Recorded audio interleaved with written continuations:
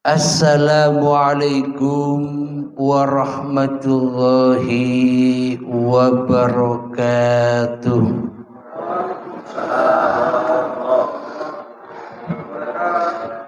Bismillahirrahmanirrahim.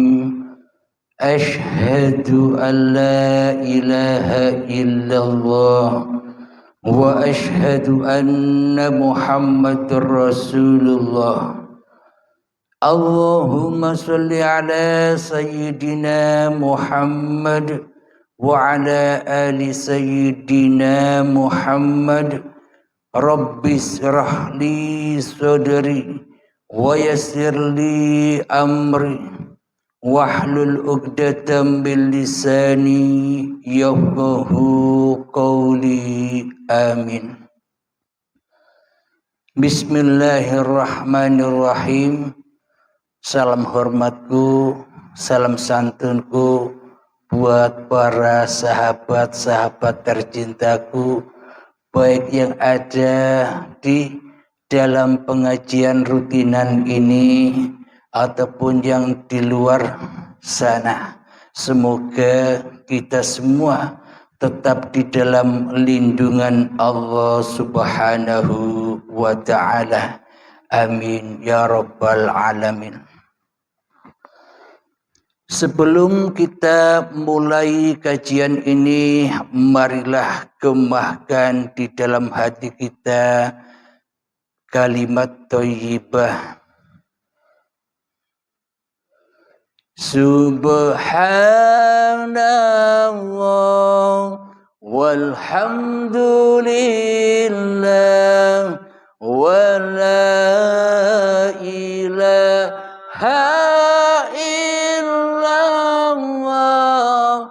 wallahu akbar wala haula wala quwwata illa billahil aliyil azim.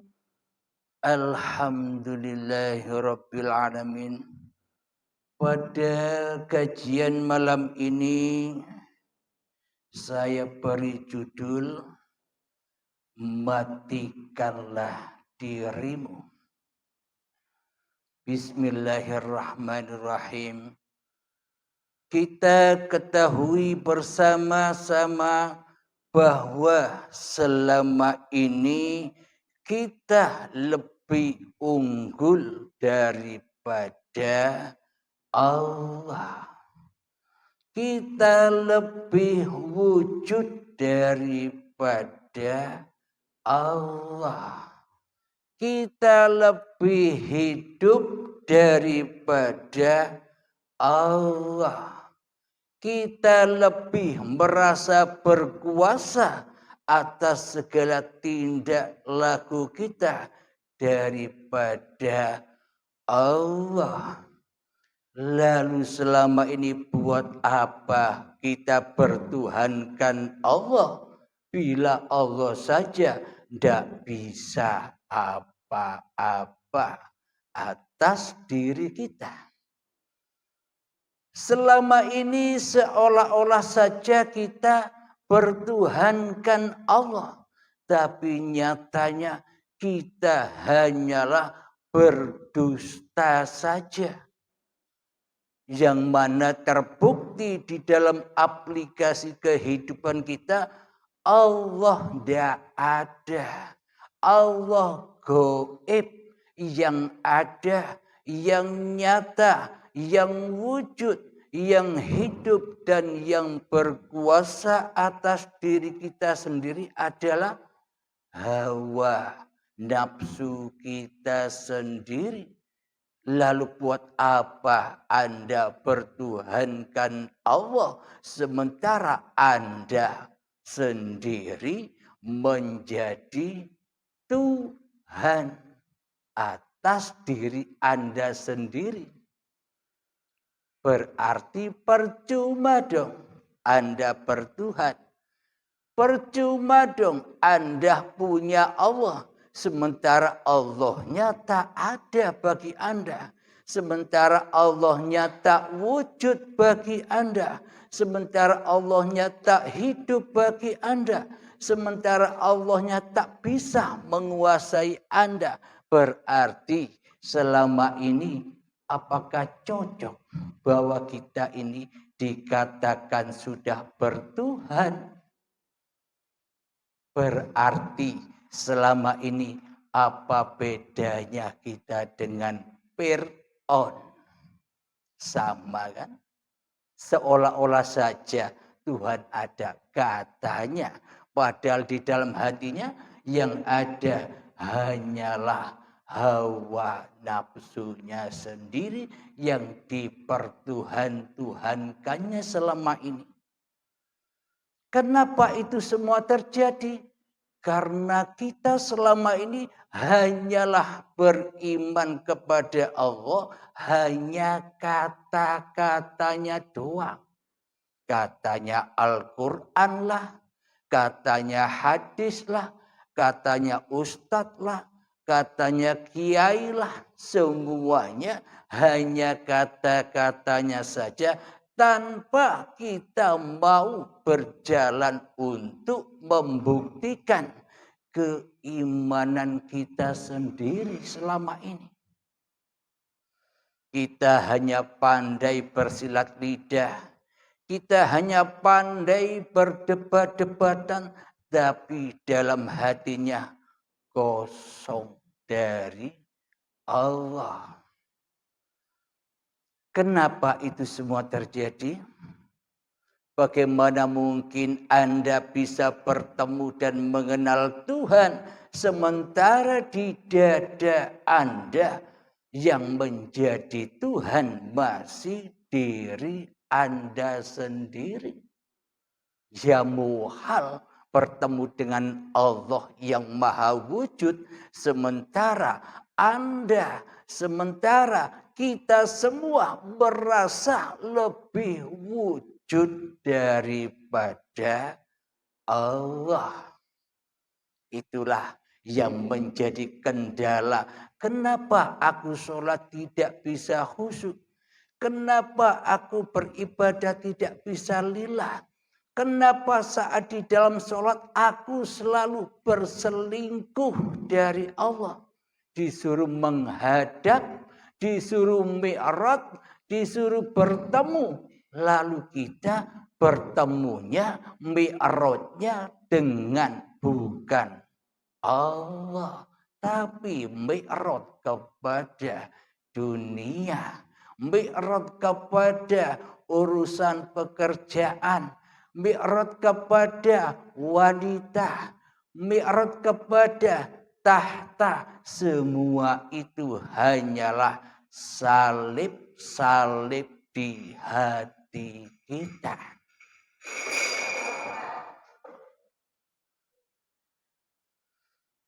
Maka salib inilah yang lebih sesat daripada kita menganggap orang yang beragama lain itu nyembah salib. Ternyata kita lebih sesat daripada yang kita anggap sesat. Karena salib kita bukan di luar, tapi salib kita ada di dalam diri. Dan banyak sekali salib-salibnya. Salib kudrot artinya kuasa. Selama ini kita yang merasa berkuasa atas apapun yang kita kerjakan. Itu kan salib. Salib iradah, kehendak, daya upaya. Selama ini hanya kita yang merasa berdaya upaya. Itu kan salib. Ilmu, kita merasa pandai berilmu. Pandai kaji-kaji. Kita merasa pandai ilmu dan bisa mengamalkannya. Itu kan juga salib. Hayat hidup selama ini. Kita yang merasa hidup. Allah tidak hidup.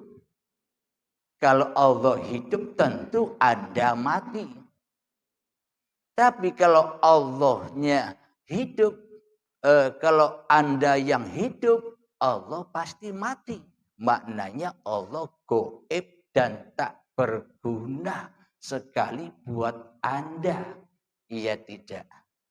Bila Allahnya gaib, kenapa Anda menyembah Allah yang tak ada? Sementara aplikasi di dalam hati kita yang kita tatap, yang kita saksikan hanyalah diri kita sendiri. Seolah-olah kita ini bisa menciptakan diri kita sendiri. Seolah-olah badan-badan ini ciptaan kita sendiri. Seolah-olah apapun yang kita kerjakan selama ini kerjaan kita sendiri. Seolah-olah kita ini selama ini makhluk apa kholik? Monggo dijawab. Coba kita resapi. Coba kita rasakan sendiri, kita hayati di dalam hati kita. Mohon maaf, permisi.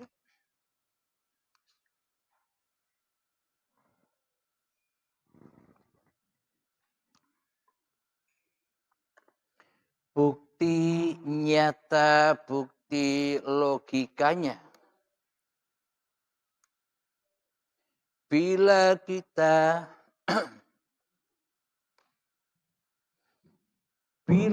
kita mengaku sebagai makhluk, kita ya harus tahu dulu bagaimana sih makhluk itu. Makhluk itu kan sama dengan wayang. Kalau kita ngaku di dalam hati kita bahwa aku hanya wayang, aku hanya makhluk, tentunya Anda tak mau merasa bisa apa-apa. Jangankan bisa apa-apa, hidup saja tak punya kok ngaku-ngaku bisa apa-apa. Berarti posisi hati kita selama ini kan bukan makhluk. Tapi kita selama ini sengaja menduduki singgasananya Allah. Daripada Anda duduk di dalam makom Anda sebagai makhluk. Buktinya apa? Allah gaib. Allah tak ada di dalam hati Anda, iya enggak? Anda yang merasa lebih berkuasa daripada Allah selama ini. Kita yang merasa lebih ada daripada adanya Allah selama ini. Kita merasa lebih hidup daripada hidupnya Allah selama ini. Kita lebih berdaya upaya, ikhtiar daripada daya upaya dan ikhtiarnya Allah. Mana la haula wala quwata illa billah yang Anda kumandangkan selama ini. Semuanya cuma dusta. Itulah kehebatan musuh-musuh Anda yang ada di dalam dada Anda. Itulah kehebatan salib-salib yang Anda sembah selama ini.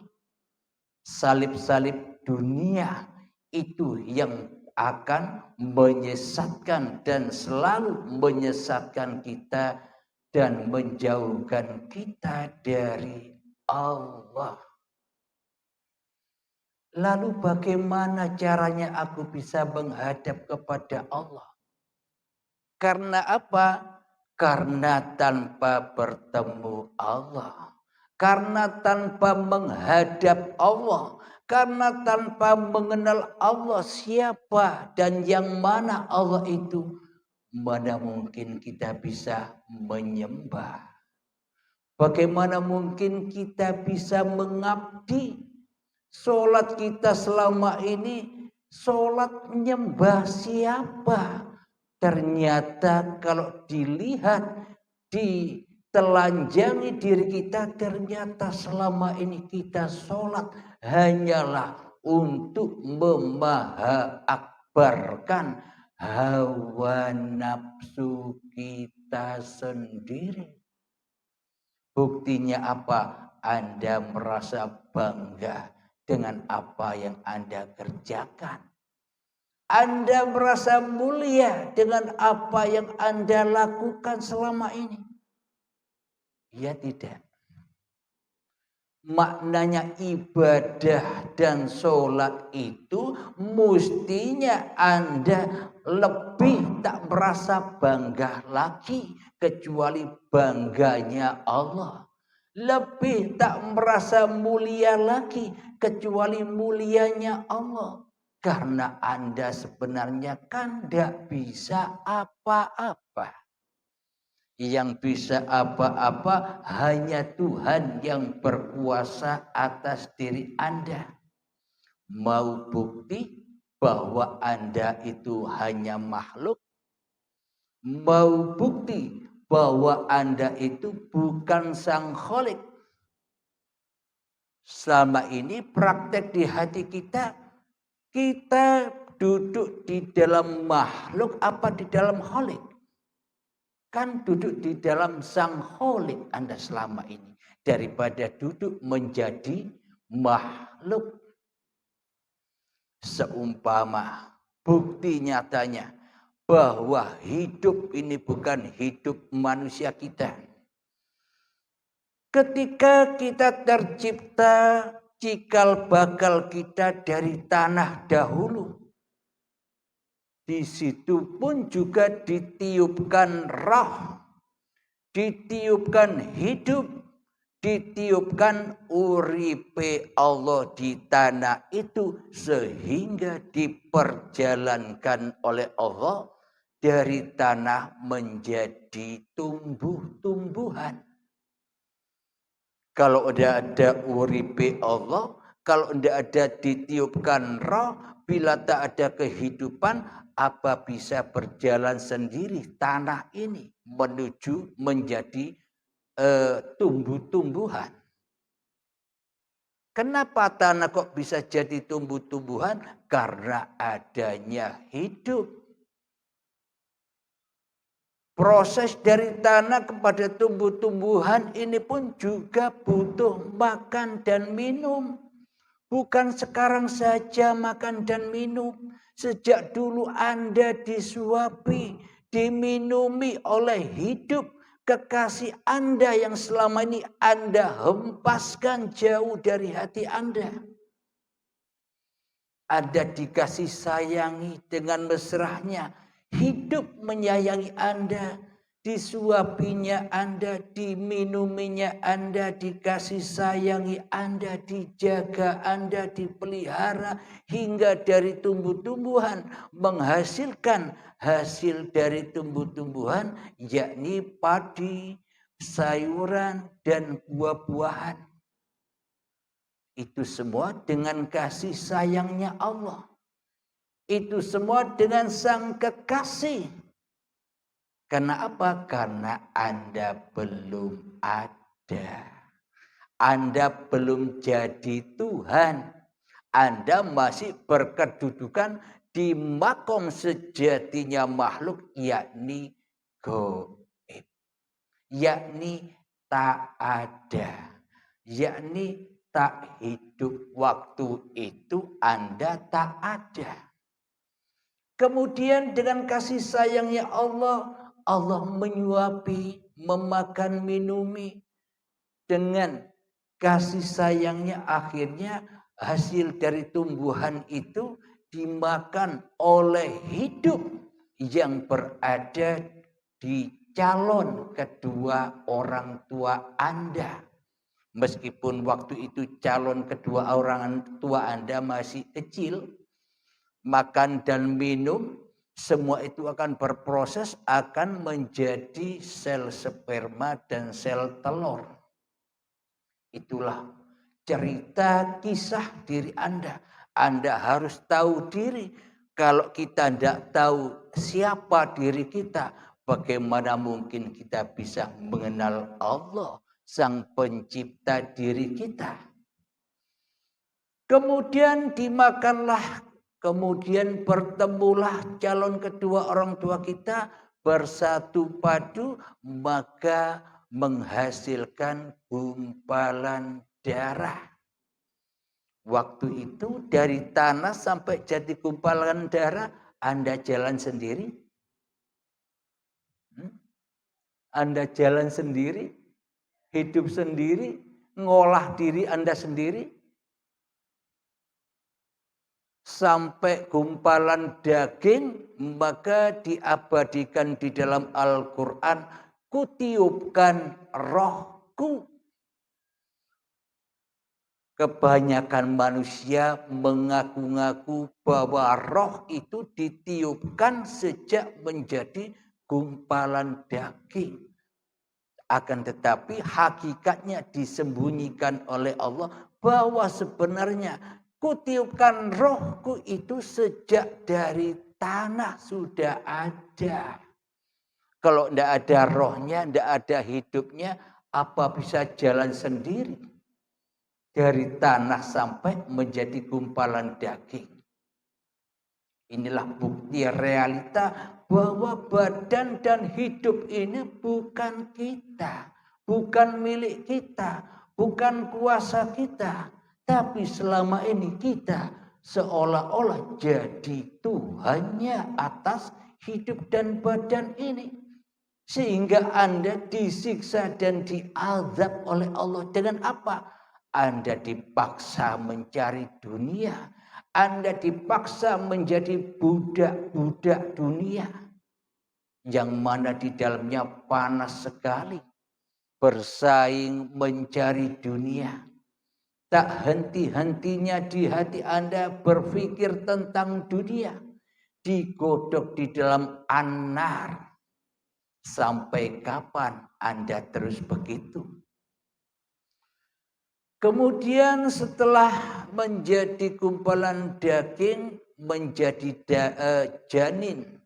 Kemudian diproseslah kepalanya, dibentuklah tangannya, dibentuklah badannya, dibentuklah kakinya. Apa semua itu Anda yang membentuk? Apa itu sebuah buatan Anda? Kalau memang itu buatan Anda, saat ini bebas Anda mengaku bahwa badan ini milik Anda.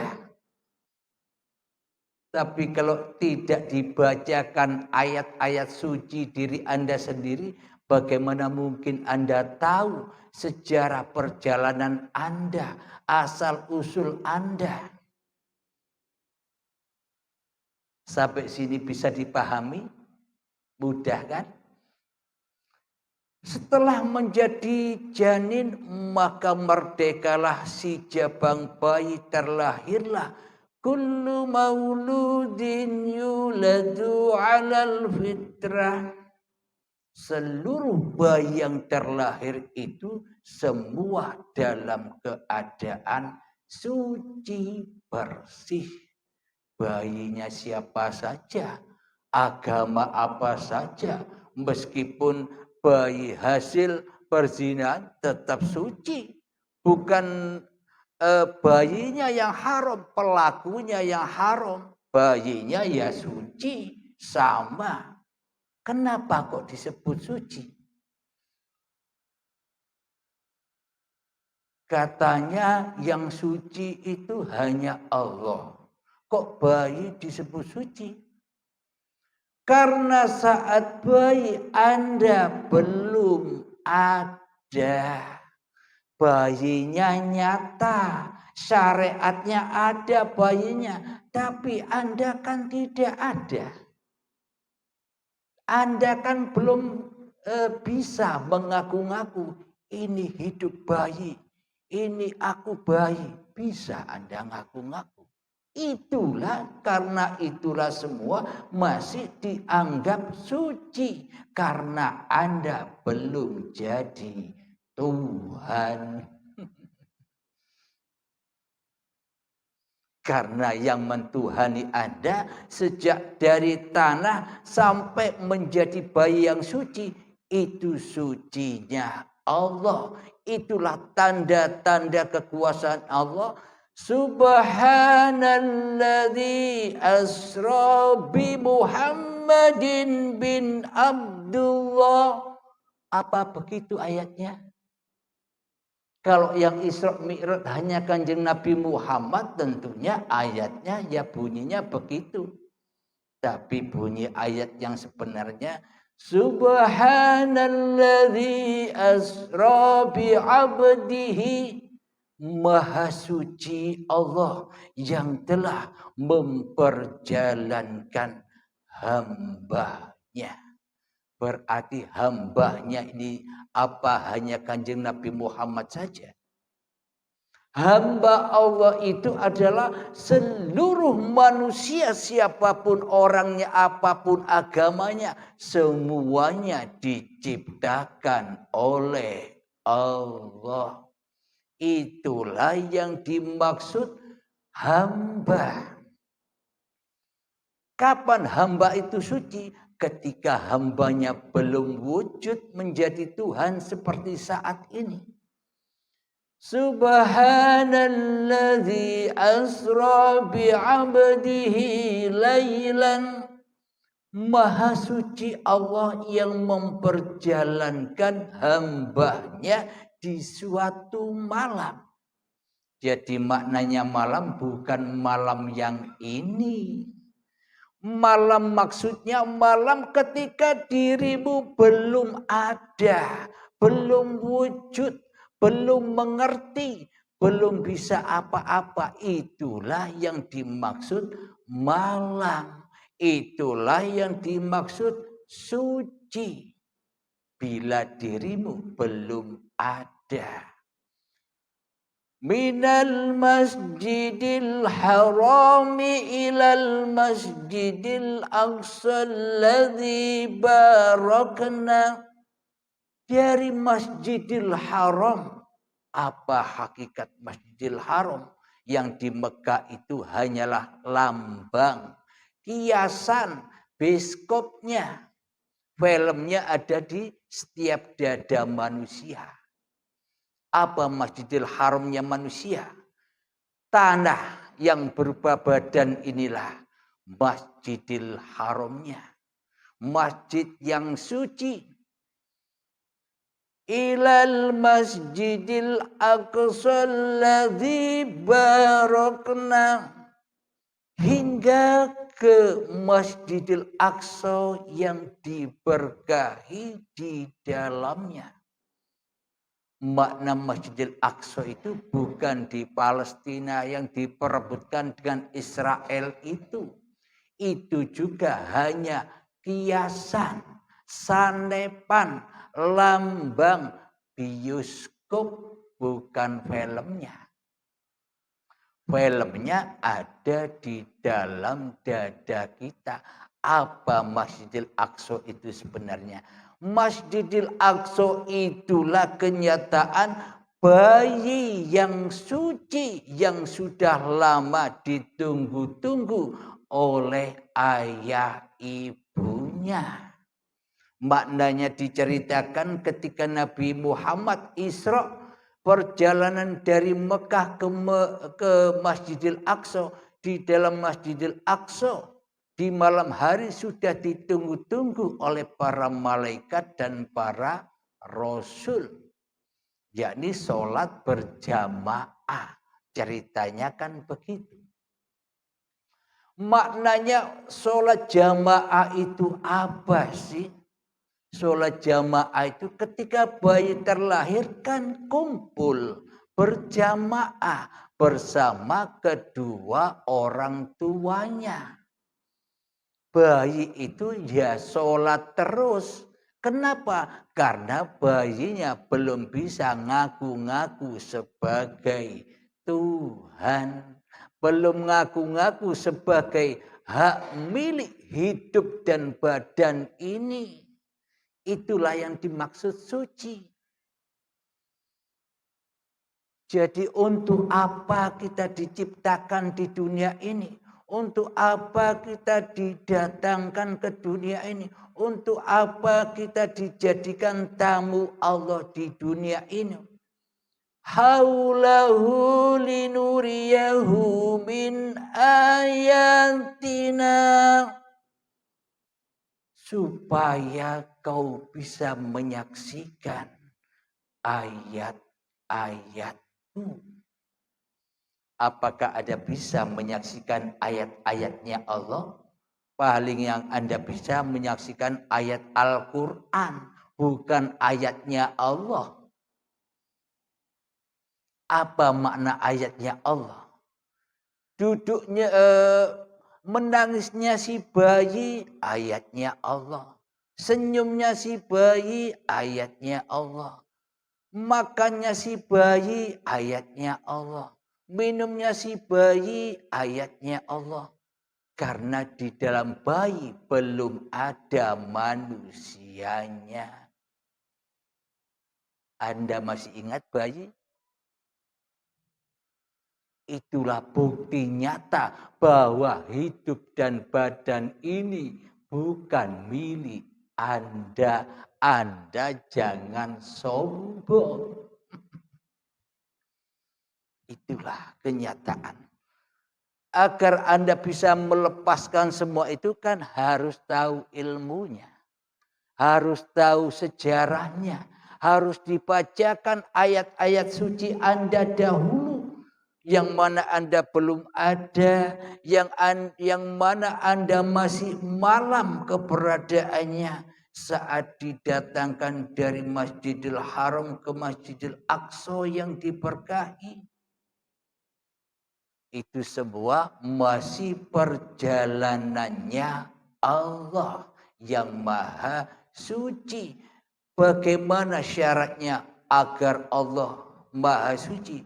Ya ketika dirimu malam. Ketika dirimu tak ada.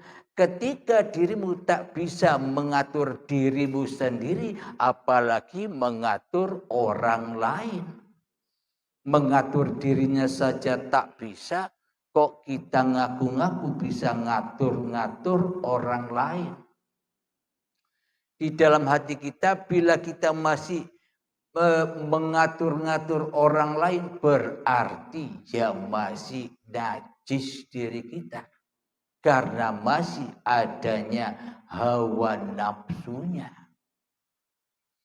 Alhamdulillahirabbil alamin. Tugas kita lalu bagaimana agar bisa membaca ayat-ayatnya Allah yang ada pada diri kita dan yang ada pada segala sesuatu yang kita tatap. Maknanya agar kita bisa membaca ayat-ayat sucinya Allah. Ya Anda jangan merasa hidup. Dan Anda jangan merasa bisa membaca itu semua. Artinya matikanlah dirimu. Maka nyatalah ayat-ayat Allah. Bila dirimu masih ada, bila dirimu masih hidup, bila dirimu masih merasa berkuasa atas badan dan hidup yang bukan milikmu selamanya. Yang kita lihat ayat-ayatnya setan. Ayat-ayatnya hawa nafsu. Yang selalu berselingkuh dari Tuhannya. Apa ayat-ayatnya setan itu contohnya? Contohnya begini. Ketika saya minum di dalam hati saya yang merasa berkuasa untuk minum, yang berkuasa untuk mengangkat tangan, yang merasa punya kehendak ingin minum, masih Abdul Halimnya, masih diri saya yang merasa bisa mengerjakan ini semua dari sini sampai begini. Ini masih diri saya yang berkuasa. Samakan dengan Anda selama ini. Inilah ayat-ayat setan itu. Yang mana ayat-ayat setan itu maknanya kita tidak mau selama ini bahwa kita ini diutus Allah, diperjalankan Allah, dihidupi Allah, digerakkan Allah. Kita tidak mau selama ini. Kita lebih memilih jadi rasulnya iblis. Kita lebih cinta menjadi utusan setan. Kita lebih cinta jadi pesuruh setan. Kita lebih cinta jadi khalifahnya setan daripada menjadi rasul, menjadi utusan, menjadi pesuruh, menjadi khalifahnya Allah. Kenapa demikian? Karena Anda sudah kelamaan kadaluarsa, telah lama bernikmat-nikmat menjadi Tuhan daripada menjadi makhluk. Ya tidak. Sementara Allah yang sebenarnya kedudukannya menjadi Tuhan yang berkuasa atas diri kita. Seperti layaknya dari tanah sampai menjadi bayi. Tapi Allah selama ini kita dudukan sebagai makhluk. Seolah-olah saja Allah kita bilang Allah maha berkuasa. Tapi di dalam hatiku, di dalam hati kita, Allah tidak ada kuasanya sama sekali. Iya enggak? Berarti kita selama ini tak ada imannya. Bila tak ada imannya, apa bisa kita disebut Islam? Bila tak ada Islamnya, apa kita bisa ibadah dan sholat? Ya semuanya pasti menyembah yang fana, menyembah hawa nafsunya, sehingga semuanya akan hancur lebur. Yakni akan menjadi api-api, salib-salib bagi diri kita sendiri. Akhirnya dari ibadah itu kita merasa bangga, merasa lega sudah sholat, merasa mulia atas apa yang kita kerjakan. Itulah buktinya bahwa kita selama ini jadi Tuhan. Lalu bagaimana untuk melepaskan kesalahan, kedzaliman yang selama ini aku lakukan? Bagaimana caranya untuk kembali bertaubat dari kedzaliman hatiku? Sebenarnya sejak kapan Anda mulai berbuat dosa? Sejak kapan Anda berada di dalam alam jahiliyah yang selalu menjahili wujudnya Allah, yang selalu menjahili hidupnya Allah, yang selalu menjahili kekuasaannya Allah, yang selalu menjahili kehendak daya upayanya Allah. Ketika Anda mulai makan buah khuldi, makan kayu khuldi, pohon yang terlarang untuk dimakan, tapi kita selama ini makan buahnya. Apa maknanya? Hayyun, kayu khuldi, yakni uripe Allah sudah terampok menjadi uripe manungsane. Hidupnya Allah sudah dirampas sebagai hidup manusianya sejak detik-detik akil balik tiba saat TK. Ingat? Mulai TK Anda murai jadi Tuhan. Mulai ngaku-ngaku bahwa hidup ini hidupku, badan ini badanku. Allah Goib sudah perannya. Allah tak ada sudah perannya bagi kita. Ternyata kita selama ini lebih memilih jadi sang dalang daripada menjadi wayang. Sementara Allah kita posisikan, kita dudukkan sebagai wayang oleh kita selama ini. Kita hanya perlu kepada Allah ketika kita butuh, minta bantuan, berdoa, ya Allah, aku minta ini, minta itu. Apakah Allah itu pembantumu? Selama ini terbalik, iman dan akidah kita terbalik, jauh dari ajaran yang dulu Kanjeng Nabi Muhammad ajarkan. Saat inilah kita mulai sadar akan kesalahan-kesalahan kita, atas kedoliman-kedoliman kita selama ini kepada Tuhan yang menciptakan diri kita. Berarti sekarang kan sudah sadar bahwa hidup dan badan ini bukan milik kita. Iya enggak? Contoh, seumpama saat Anda bayi, tak ambil bayi Anda, tak potong-potong kecil-kecil, tak makankan kepada harimau atau buaya. Kira-kira Anda merasa sakit? Merasa sakit? Enggak kan? Karena kenapa? Karena Anda belum ada. Karena Anda belum ada. Itulah enaknya kalau kita mati. Enggak merasa apa-apa. Ketika Anda banyak hutang, pagi ditagih hutang, siang ditagih hutang, sore ditagih hutang, malam ditagih hutang, sumpek hati ini. Ketika Anda tidur, apa sumpeknya ikut? Hilang sumpeknya.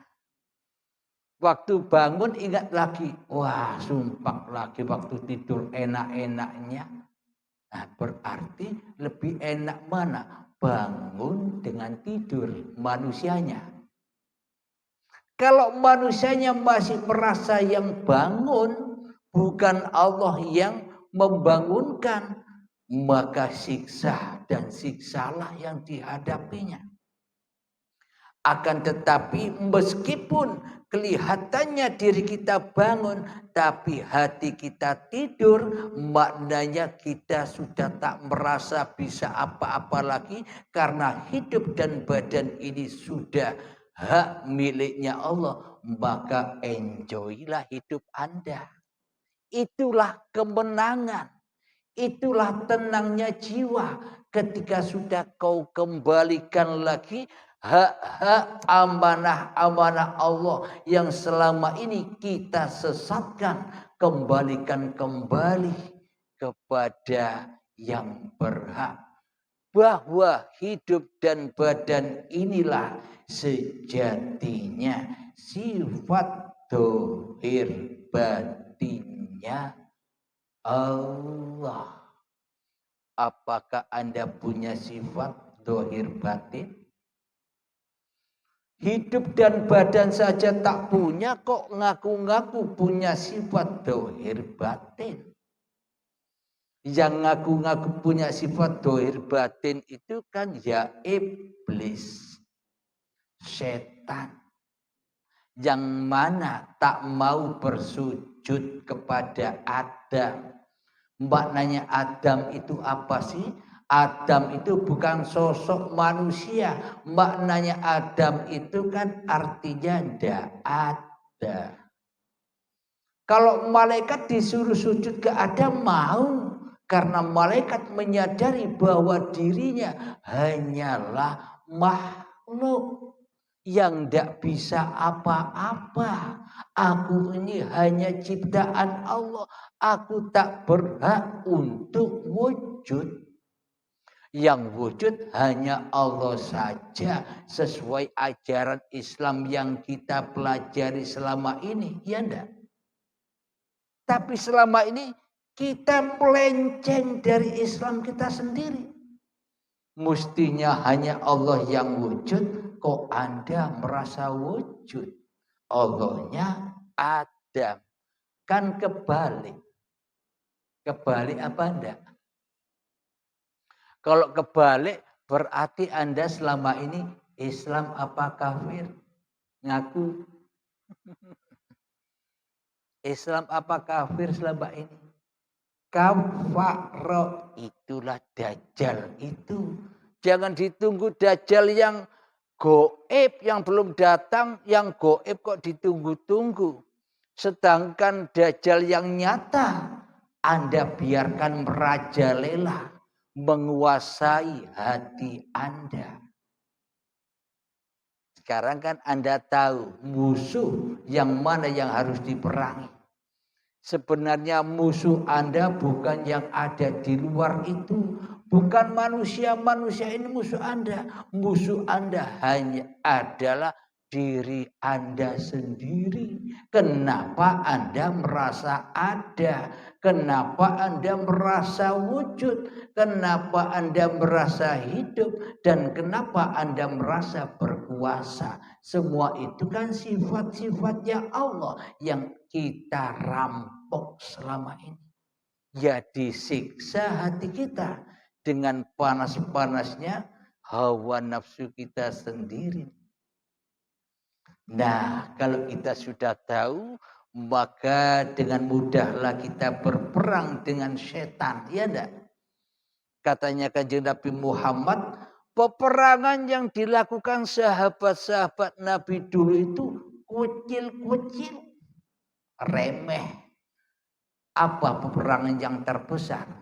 Ya melawan hawa nafsu, itulah peperangan yang terakbar di dunia ini.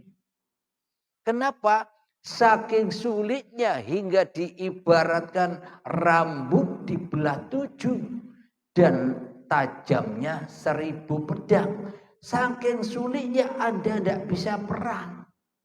Kalah terus. Anda kena tipu terus.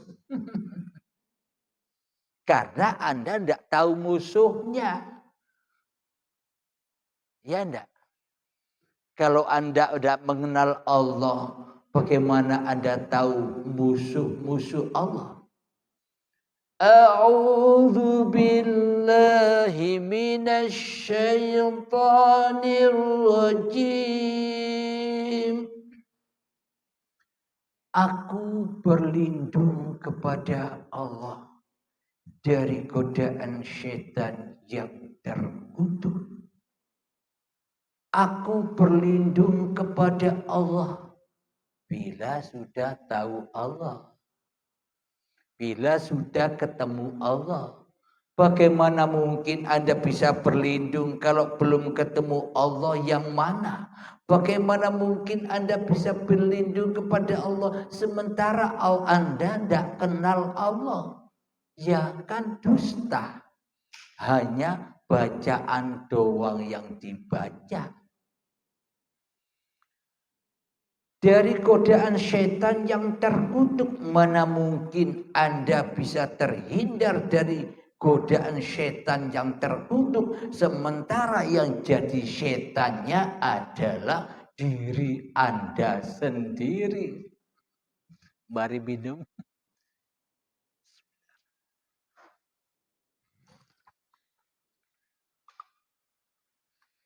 Jadi akidah beragama dan keimanan kita selama ini, kita hanya angan-angan wae. Kenapa? Mata kita, telinga kita, perasaan kita sudah disumpal dengan belenggu-belenggu hawa nafsu kita sendiri. Sehingga mata hati kita buta dibuatnya.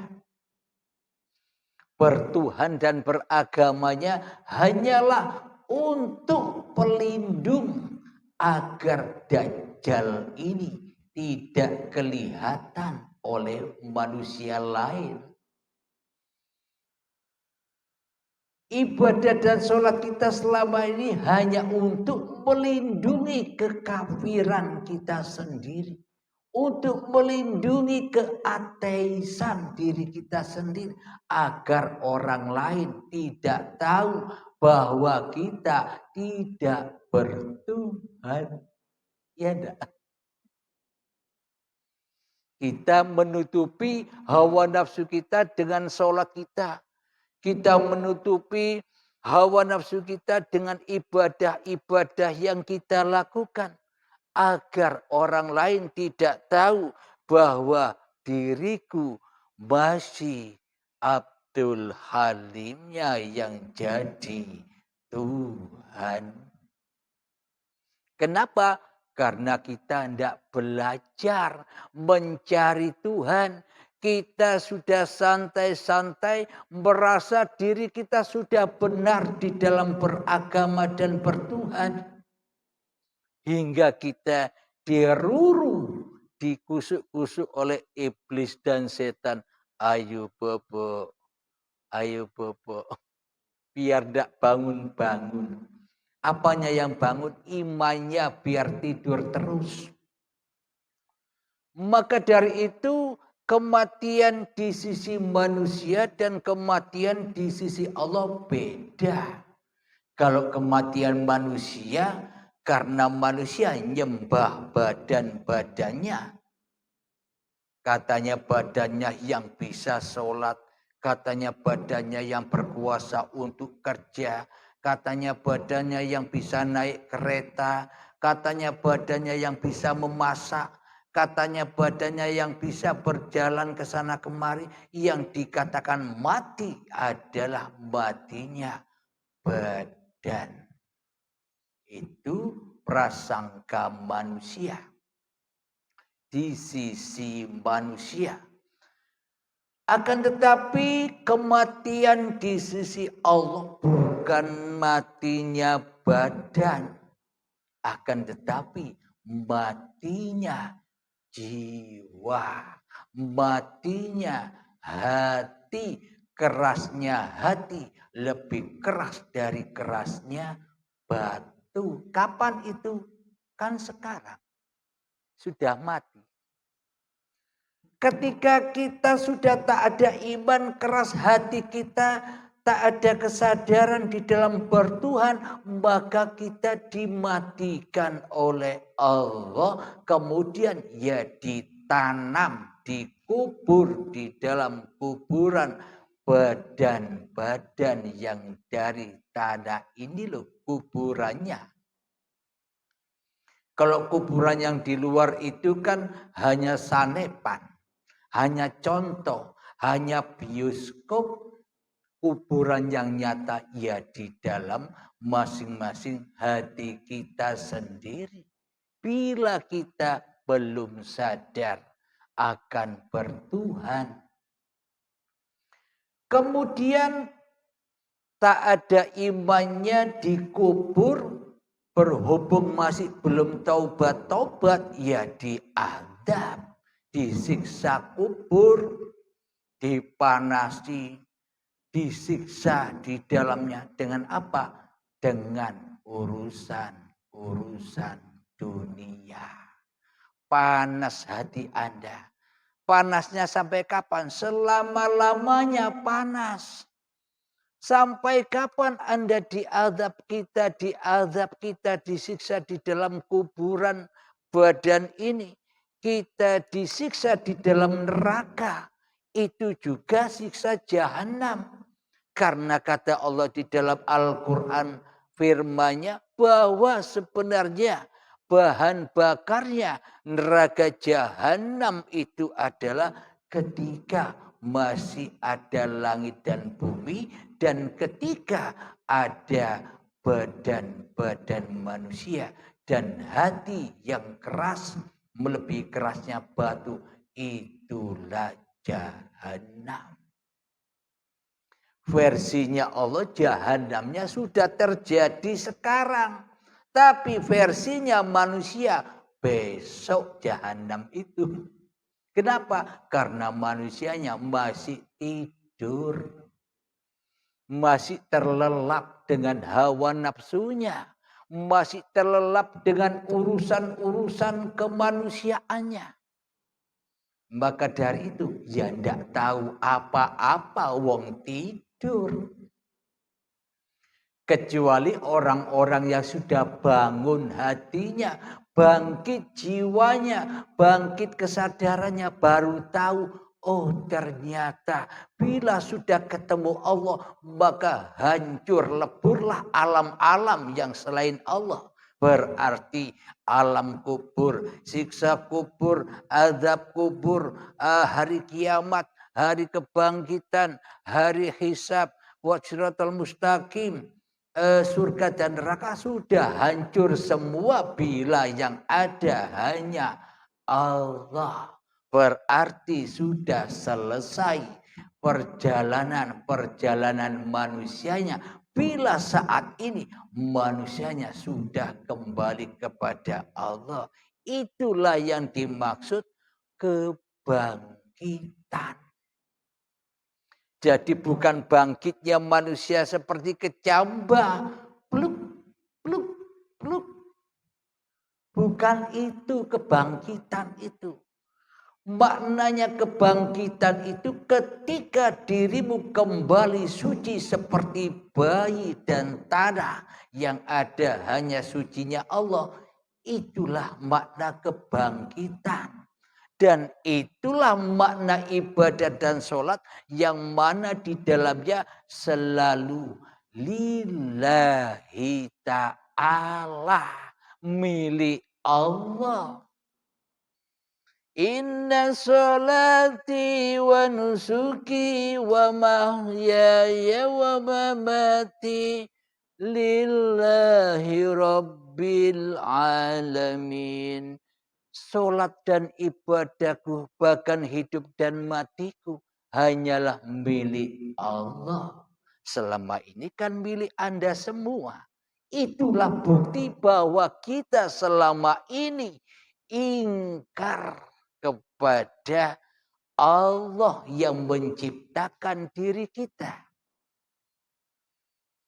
Terbukti semua kan kesalahan-kesalahan kita, kedoliman-kedoliman kita. Apakah kita berhak atas pahala-pahala yang kita kerjakan? Selama masih ada diri kita di hati kita, itulah hakikat dosa. Jadi bagaimana mungkin pendosa bisa ibadah? Mimpi. Pendosa tidak akan bisa beribadah kecuali dia bertaubat kepada Tuhannya. Ketika dia sudah tak merasa hidup, tak merasa berkuasa atas dirinya lagi, itulah yang dimaksud ibadah. Itulah yang dimaksud mengabdi. Maknanya Anda kembali menjadi Rasulullah. Bukan menjadi Rasulun nafsi lagi. Jadi yang harus menjadi Rasul, apakah para Rasul saja? Apakah para Nabi saja? Apakah Nabi Muhammad saja? Semua hamba Allah berhak jadi Rasulullah. Kenapa? Karena semuanya ciptaan Allah. Yang memperjalankan juga Allah. Yang menghidupi juga Allah. Bukan Anda kira bisa begini, ini bisanya manusianya. Bisanya Allah yang memelihara manusianya. Kalau manusia ini tidak kuminumkan, ya bakal mati. Ya, mari minum bersama.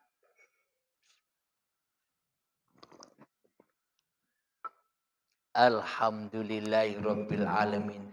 kira-kira pemahamannya, pemaparannya mudah dipahami, logika, ya kan?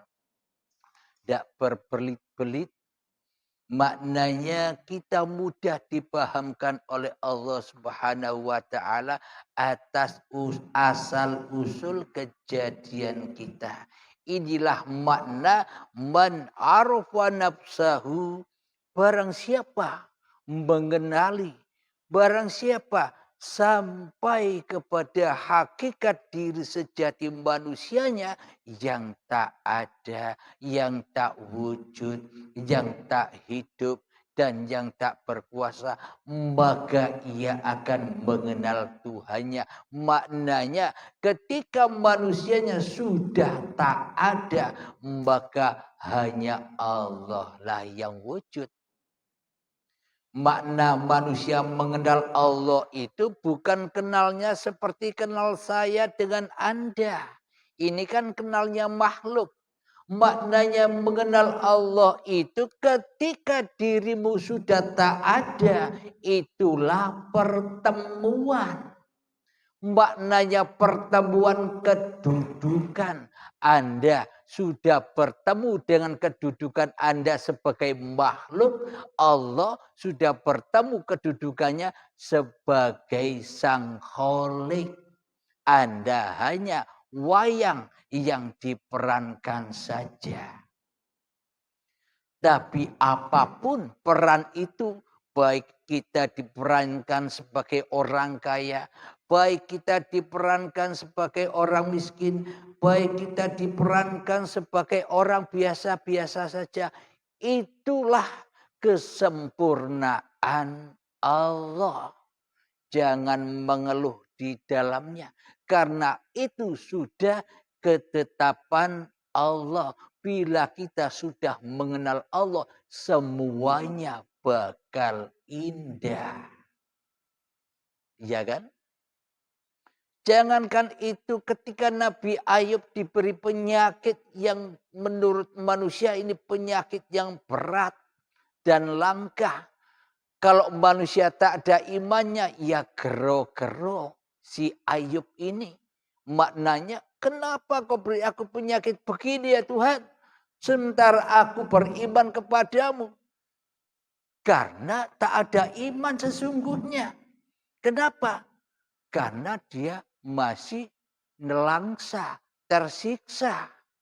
Kalau dia sudah ada iman, maka meskipun penyakit apapun, nikmat jadinya. Karena sudah merasakan nikmatnya Allah. Sehingga ia menyadari, ia menerima, ia ridho dengan keadaannya.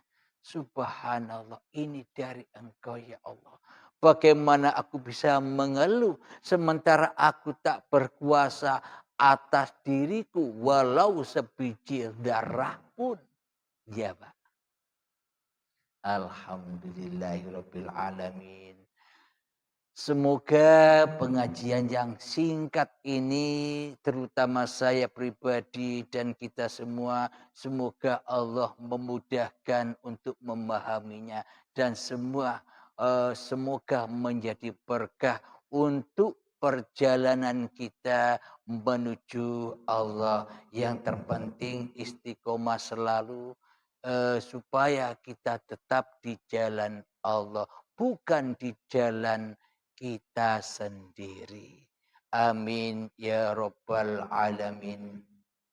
Sebelum kita akhiri pengajian ini, mari kita gemahkan solawat dzalimin daf'ul bala, agar kita ketularan jadi rasul-rasulnya Allah, tidak ketularan jadi rasulnya hawa nafsu kita sendiri.